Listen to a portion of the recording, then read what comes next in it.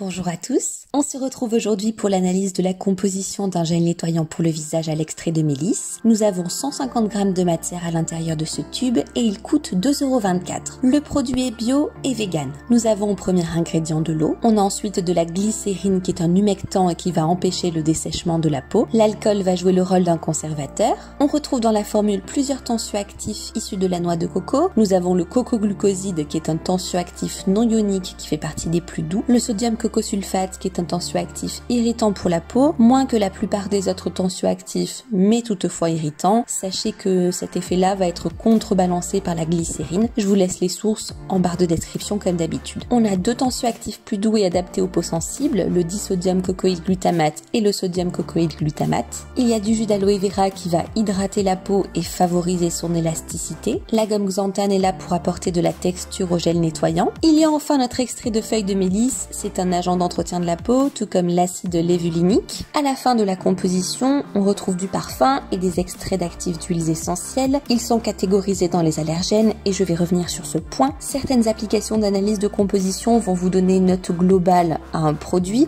Cette note peut chuter si à l'intérieur on retrouve des allergènes et ces allergènes ne sont en réalité problématiques que si vous y êtes allergique. Ce ne sont pas des actifs qui sur le long terme vont créer une sensibilité. Je vais prendre l'exemple d'un gâteau aux noix. Soit vous êtes allergique aux noix, soit vous ne l'êtes pas. La composition de ce gâteau ne sera pas mauvaise parce qu'il contient des noix. Au final, qu'est-ce que je pense de cette composition? Eh bien écoutez, je trouve qu'elle est très bonne. On a effectivement un tensioactif irritant pour la peau, mais cet effet est largement contrebalancé par la glycérine, l'aloe vera, l'extrait de feuilles de mélisse. Donc pour moi, ce produit est de très bonne qualité.